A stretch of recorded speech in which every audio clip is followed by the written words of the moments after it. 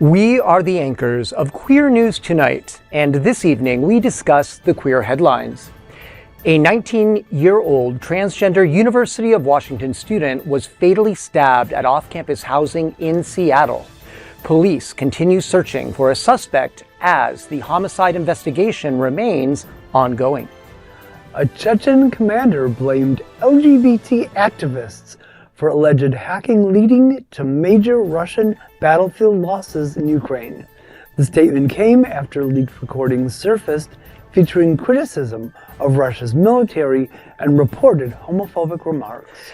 A groundbreaking HIV treatment using engineered immune cells has helped trial participants maintain undetectable HIV levels without medication.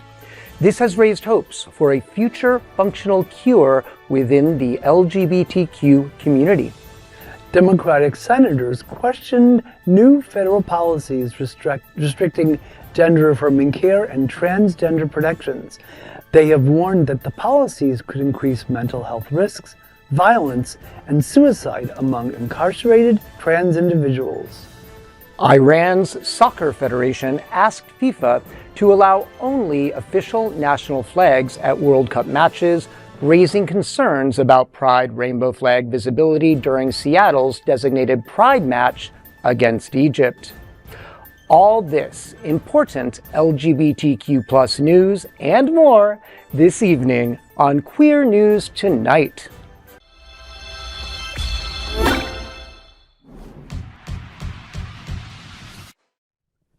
Welcome to Queer News Tonight. This is the world's first and only LGBTQ daily news television show, broadcasting live and available on demand on your favorite streaming channels.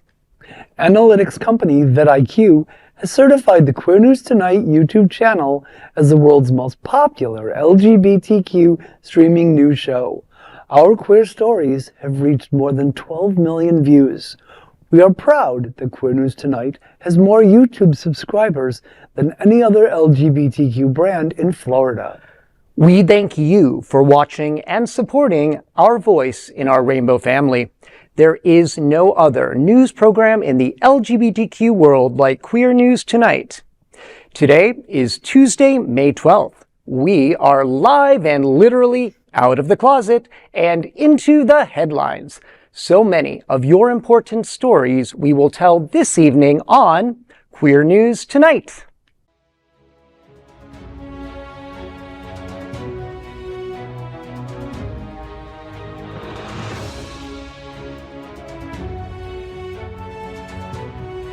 You're watching Queer News Tonight, the world's first daily LGBTQ evening news show. Welcome to the world's most important LGBTQ evening news show. Happening Out Television Network is a nonprofit 501c3 media company in the same model as PBS and NPR, but created for the LGBTQ community.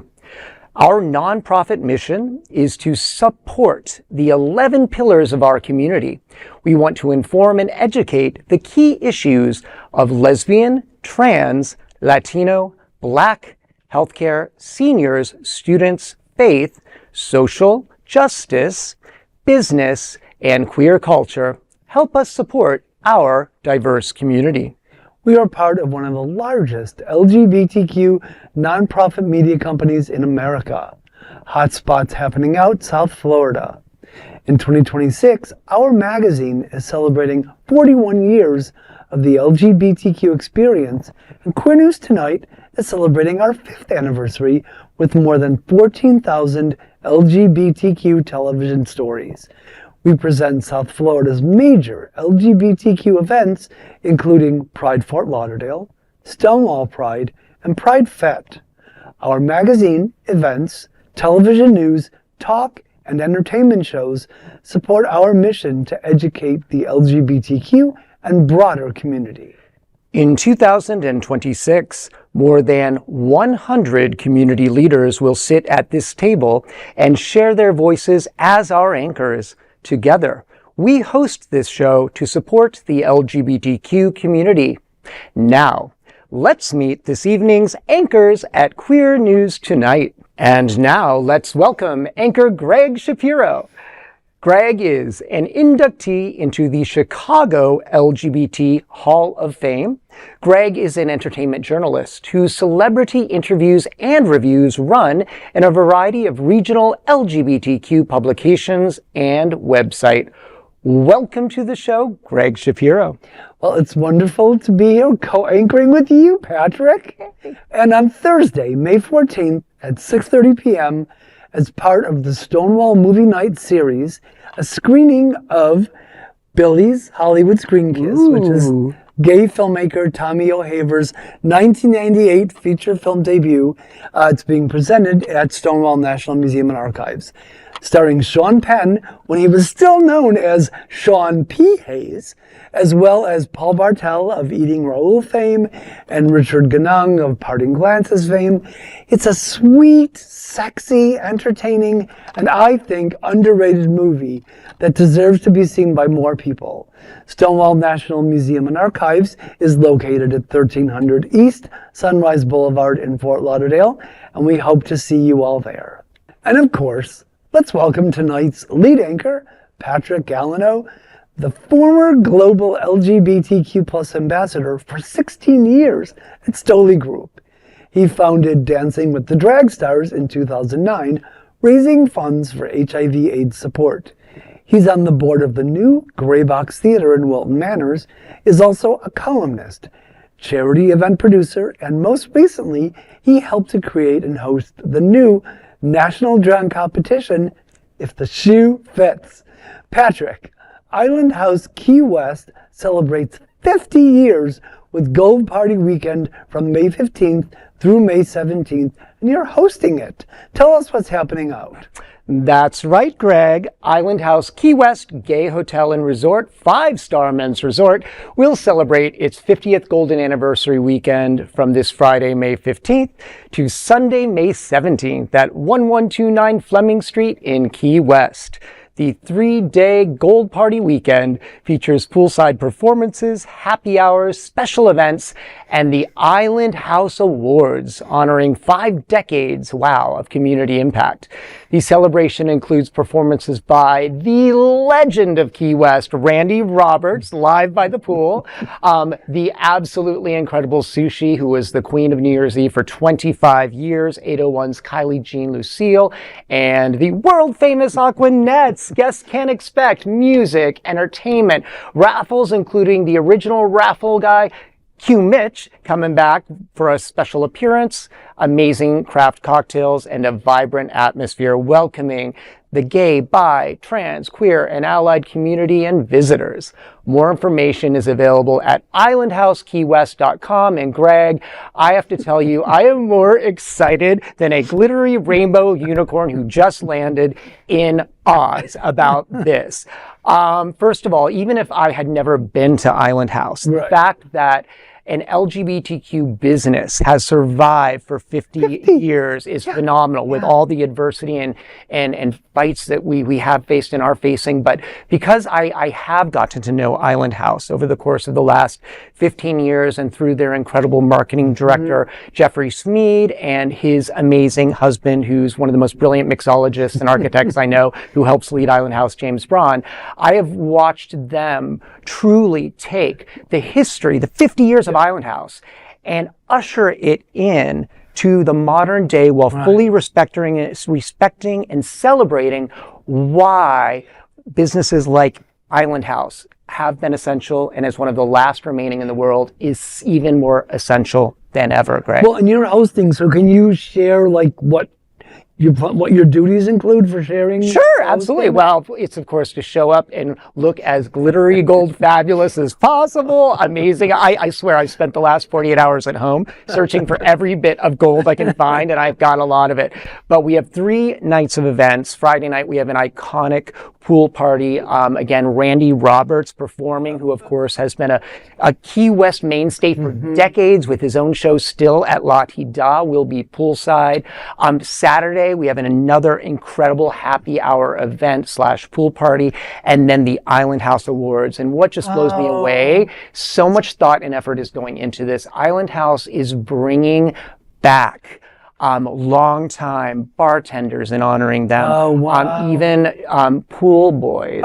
And they are bringing back a gentleman who I can't wait to meet, named Jim Camp, who in 1966 actually created and opened Island House when it was initially known as Paul's Apartments. And then over the years, Island House, under 3 iterations of ownership, including Martin Kay and Jim Allen, who owned it for years and had bought it from Jim Camp. They acquired a liquor license, developed the award-winning cafe with some of the best food on the island. Good brunch there. They could charge twice what they do for that food. It's incredible. Right. And liquor license. And then today, under the leadership of Bobby, Laura, Jeff, and James, have renovated every single room. They have become more than just the safe space they've been for 50 years. They have become a true pillar of outreach. They fundraise, including most recently when I was there for Womenkind in Key West. And they not only brilliantly market their own business, Island House, but they put in effort to market the entire Key West community, because they realize it's not all about one business succeeding. When we all succeed and figure out how we can play well in the sandbox together, everyone wins. And that is why in 2007, 5-star men's resort Island House Key West won the best gay travel destination, and again, as awarded by Spartacus Travel in 2025, best gay guest house in the world. What an amazing event. Queer News Tonight looks forward to seeing you at Island House Key West's Gold Party Weekend on May 15th to the 17th. I am Patrik Gallineaux, and let's queer up students and youth culture. University of Washington trans student is killed, suspect still at large. A 19-year-old transgender student at the University of Washington was fatally stabbed Sunday night at an off-campus student housing complex in Seattle. A homicide investigation has begun. According to the Seattle Police Department, the victim was found in a laundry room at Nordheim Court shortly after 10 p.m. on May 10th. Detective Eric Munoz told NBC News the victim is believed to be a 19-year-old transgender female enrolled at the university. Authorities have not yet publicly identified her. Police and firefighters attempted life-saving measures, but Munoz said responders ultimately pronounced the victim deceased at the scene. The housing complex is privately managed but affiliated with the university and located near Seattle's U Village neighborhood. Residents received an emergency alert from the university instructing them to stay inside and lock windows and doors. The alert was lifted around 1 a.m. Munoz wrote in a blotter report, quote, "Officers are actively searching for the suspect, believed to be a black male with a beard, 5'6" to 5'8" tall, wearing a vest with a button-up shirt and blue jeans," unquote. This is the 7th known violent killing of a trans person reported in 2026. The investigation is ongoing, and the police are asking anyone with information to contact the Violent Crimes Tip Line at 206-233-5000. And this is not the sort of student news that I ever want to read or report, right? It's hard enough for our trans community. And statistically, I was looking this up, it is true that the trans community is amongst the most disenfranchised and attacked one way or the other on campus, on and around campuses. Right. Of course, women, people of color as well. But it's shocking and tragic, but I just want to be sure before was this just a random assault and attack, or was this person targeted? And I think that would be an important thing to know going forward. Nevertheless, it's a shocking and tragic thing. You think of Seattle, and you think of I don't know. In my mind, I don't know why. I just think of it as sort of like a more civilized, sort of safe place, and the fact that this happened. Totally, and I agree, Greg. That's why we really hope that people do perhaps call the phone number that I just mentioned. That's the only way we will know why this happened, and those statistics are important. Absolutely, right? Absolutely. And more Seattle news to come in a bit. I'm Gregg Shapiro, and let's queer up the worldview. Chechen commander blames LGBT Ukrainian spies for suffering heavy losses. The commander of a Chechen Special Forces unit fighting for Russia in Ukraine is claiming that LGBT Ukrainian spies hacked his forces before the unit suffered major battlefield losses. Earlier this month, Ukraine's main intelligence directorate said it carried out a successful operation against the Akhmat Commando Unit, describing it as one of the group's heaviest defeats since the war began. The agency also released recordings it said captured Akhmat commander Apti Aludinov criticizing Russia's military capability and using homophobic language. In the recordings, Ludinov allegedly said Russian artillery and tank crews don't know how to shoot properly and referred to Russian paratroopers using a homophobic slur.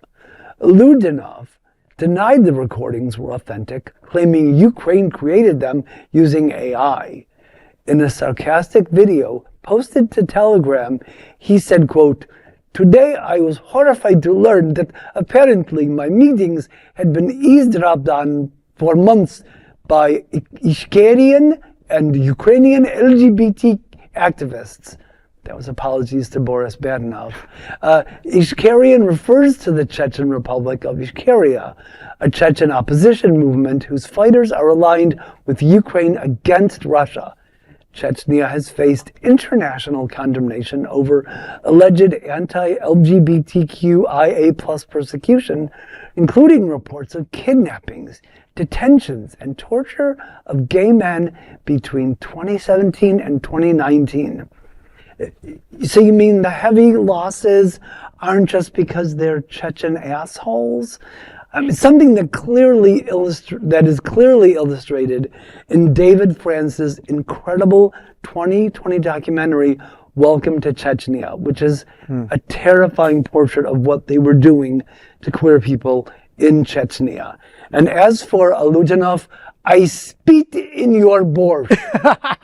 Well, I would like to think that we actually have a super queer spy force out there that I could join one day. I think that just sounds amazing. But quite frankly, this guy you imitated so well was just wetting his diapers when he realized that people heard what he said about Putin. I'm Patrik G, and let's queer up health. Experimental blood cancer therapy shows promise in suppressing HIV. A new experimental treatment originally designed for blood cancer patients could mark a major step forward in HIV research. Researchers from the University of California, San Francisco, told the New York Times that 2 people in an early clinical trial achieved undetectable HIV levels after receiving a single infusion of engineered immune cells. Full findings are expected to be presented soon at the American Society of Gene and Cell Therapy Conference in Boston. The treatment works by removing a patient's immune cells and modifying them to recognize and attack HIV before reinfusing them into the body. Trial participants stopped taking antiretroviral medications after the treatment and still maintained undetectable HIV levels. Some patients reportedly remained undetectable for up to 2 years after 1 infusion. Dr. Steve Deeks, who led the trial, told the newspaper, quote, "It is inspiration and a potential roadmap to get to where we need to go," unquote. The same type of cellular therapy has already been used successfully for years in treating certain blood cancers, including leukemia. While HIV treatment has dramatically improved over the past 4 decades, researchers say this experimental therapy could eventually move science closer to a functional cure.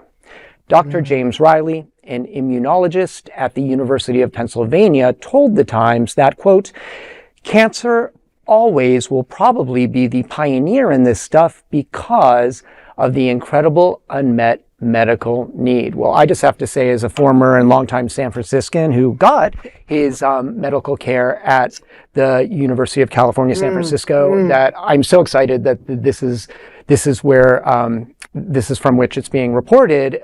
Some of the most forward-thinking, progressive, empathetic, and professional doctors and nurses and staff that I've ever met are there. I remember about 12 years ago, I was at a symposium with Dr. Jocelyn Elders, hosted by the Research Foundation to Cure AIDS in New York, and Timothy Brown, the Berlin patient, was there. And I was very impressed by him, that he opened his life up for the remains of it to be studied for a possible cure for AIDS. And of course, he had lymphoma, I believe, leukemia. And I learned through him and the symposium that really was not a realistic way to do a bone marrow transplant to cure people. You know, you may kill a lot of people along the way. So this is super exciting that it's something that could actually be realistic. Now, I did hear a report earlier today that the cost at this moment is $350,000 for that one dose that could prolong, 2 years without a detectable HIV.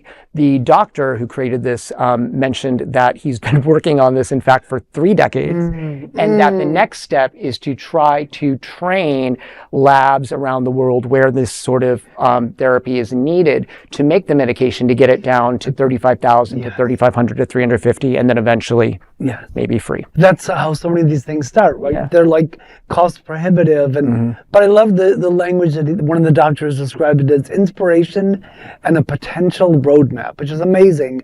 And the fact that they say that it shows promise, those are words that so many people have been waiting for such a long time. I sincerely hope that this is a step in the right direction for new treatment. A long time coming, right, Gregg? Yes, long time coming. Wow. I'm Gregg Shapiro, and let's queer up trans rights. Democratic senators demand reversal of Trump-era transgender prison policy amid safety concerns.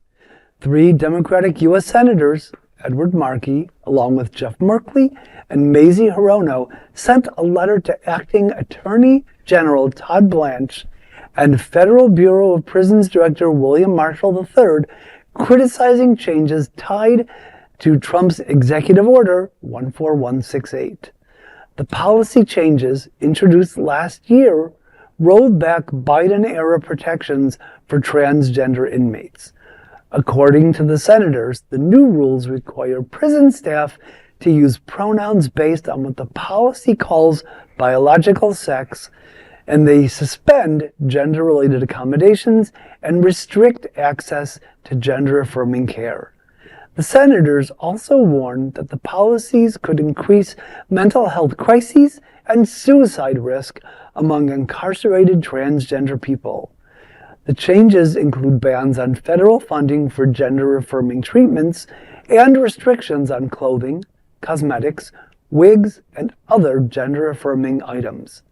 A later Bureau of Prisons directive also prohibited gender-affirming care even when privately funded.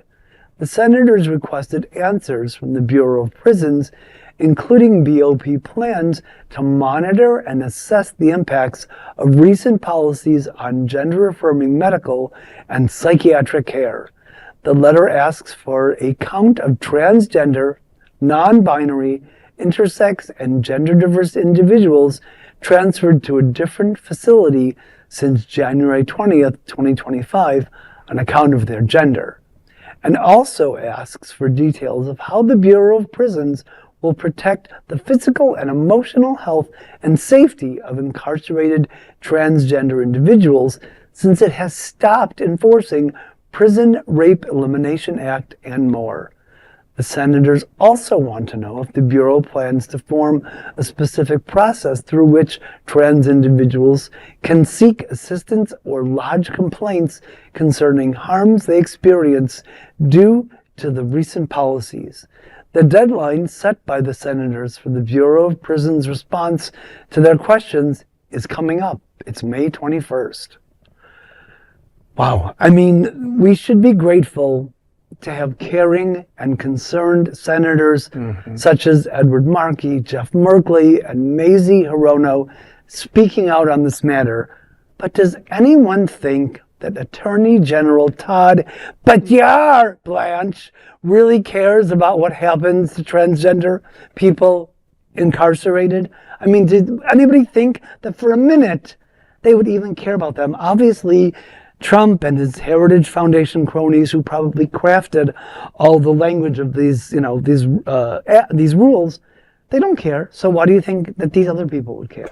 I mean, I do believe that if people of this country truly commit crimes and truly are guilty, they should, serve their time as appropriate. However, it is a fact that there are a tremendous number of abuses that are illegal within the system, and whatever rights prisoners have, according to the law, are so often taken away.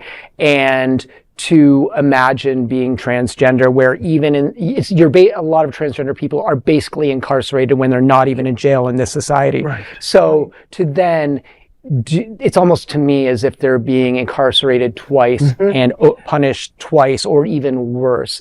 So I echo you. Thank you to any politicians, senators who actually stand up and, fight for not just the rights of prisoners, but also the trans community. And by the way, I always think about, in my mind, there are innocent people who are stuck in that system as well, in the system as well. So we've got to have rights. Yes. Yeah.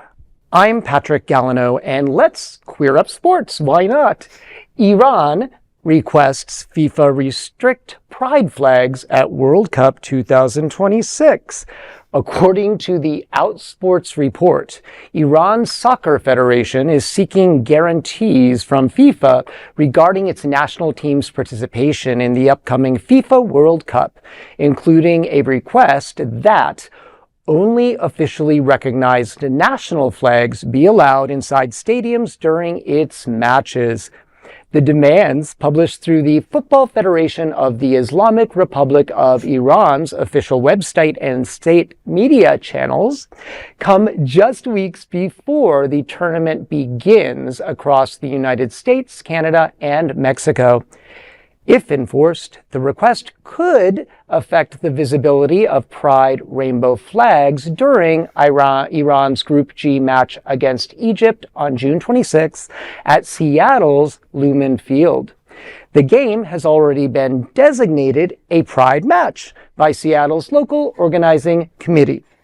FIFA has not publicly responded to the Federation's requests, which also include visa assurances for players, coaches, and officials, along with enhanced security measures for the team.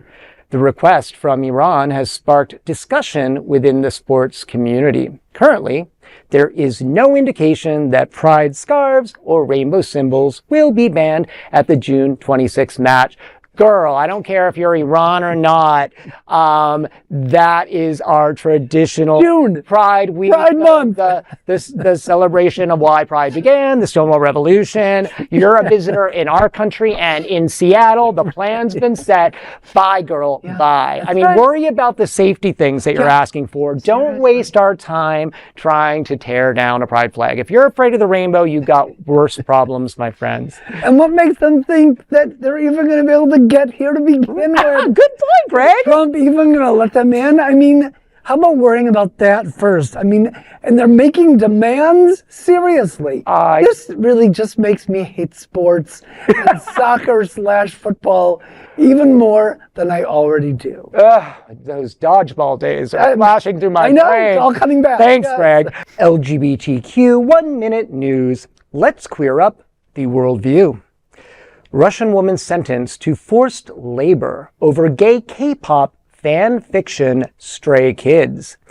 A Russian woman has been sentenced to months of forced labor after she admitted that she wrote gay fan fiction about the K-pop group Stray Kids. A mother discovered the stories on her daughter's device, which ultimately led to the case being launched in 2025.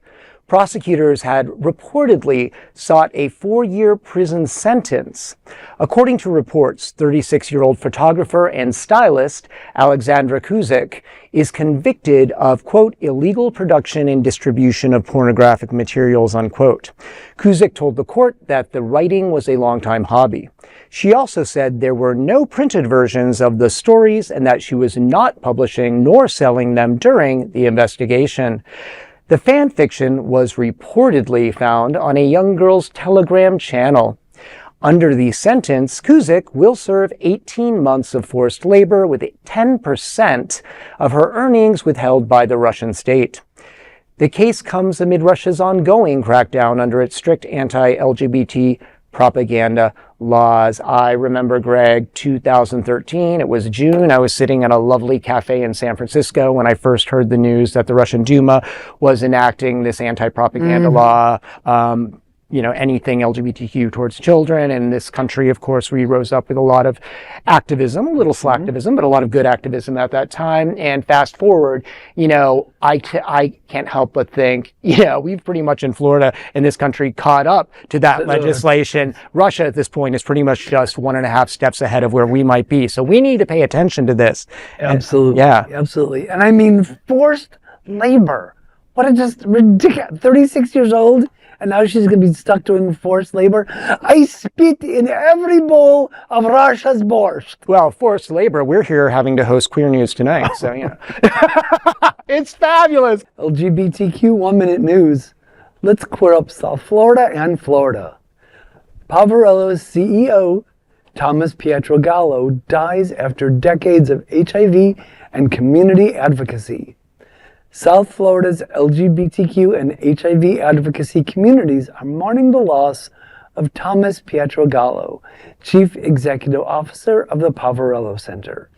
The organization announced his passing in a Facebook post, calling him, quote, a compassionate advocate, visionary, mentor, and friend, end quote.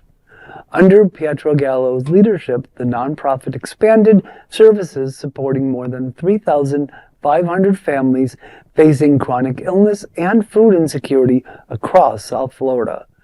Programs included youth healthy fuel packs, mobile food pantries, and expanded nutrition education. Pietrogallo also served on Broward County HIV care initiatives. Hundreds of people reacted to the announcement on Facebook, sharing condolences and remembering Pietrogallo's impact on the community. Memorial service details are expected at a later date.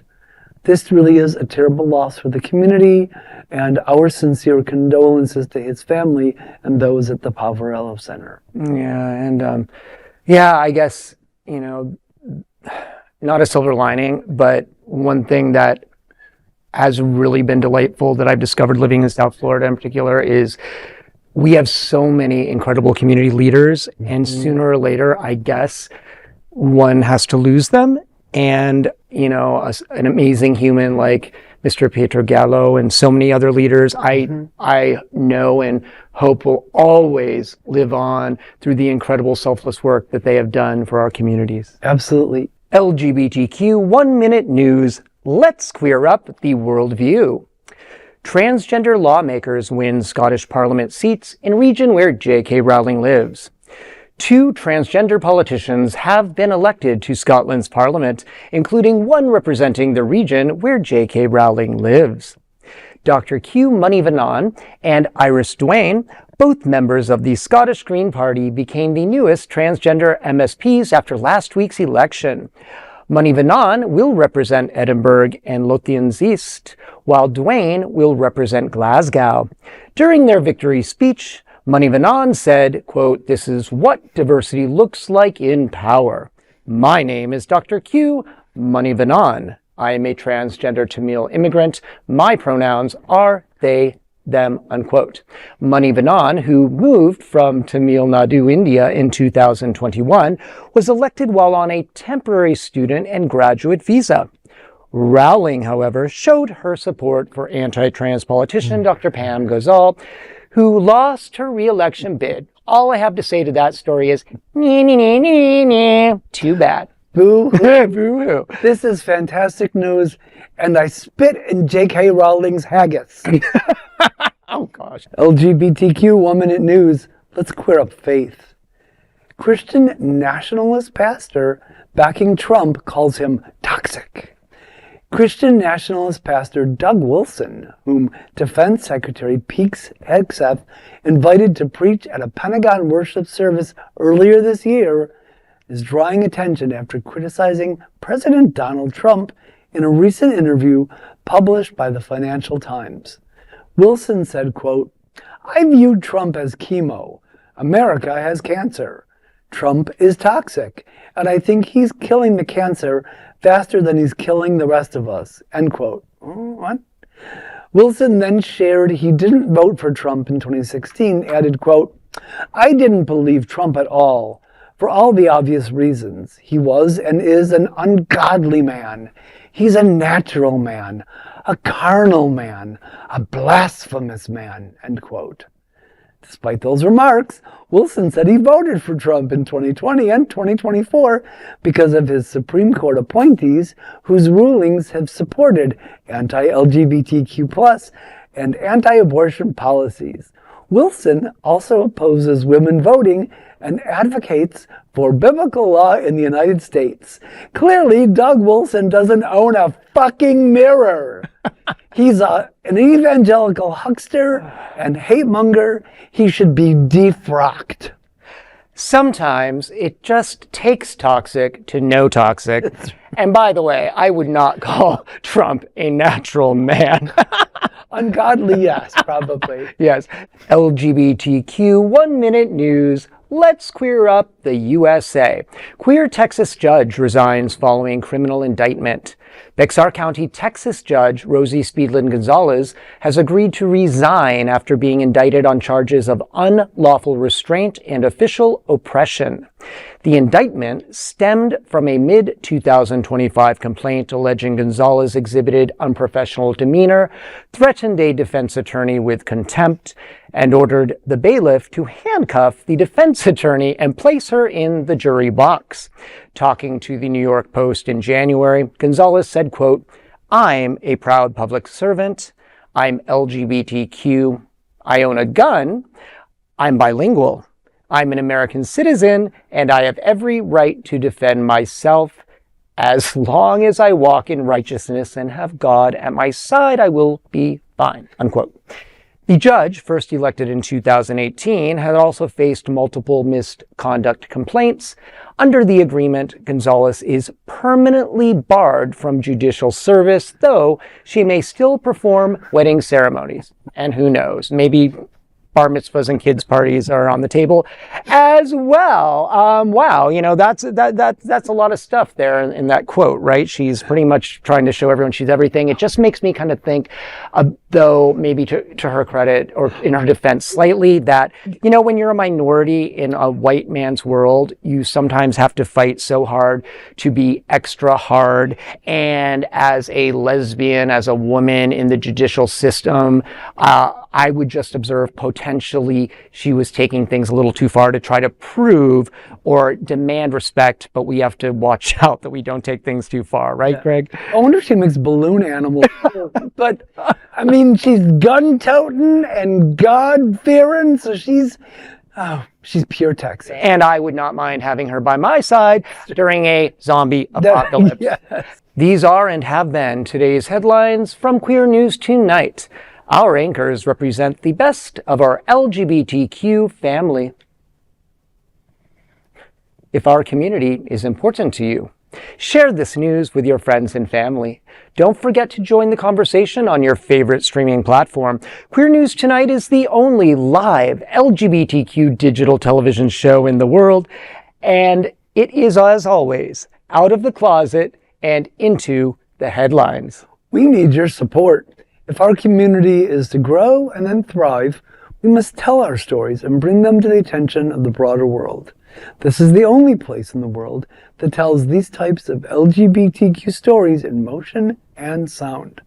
That is the passion of Hotspots Magazine, Happening Out Television Network, and Queer News Tonight. I'm your anchor, Patrik Gallineaux, and I thank you for joining us on behalf of my fellow LGBTQ anchor here at Queer News Tonight, Gregg Shapiro. We'll see you daily at 8 p.m. To our LGBTQ plus wide world, we wish you a fabulously good night.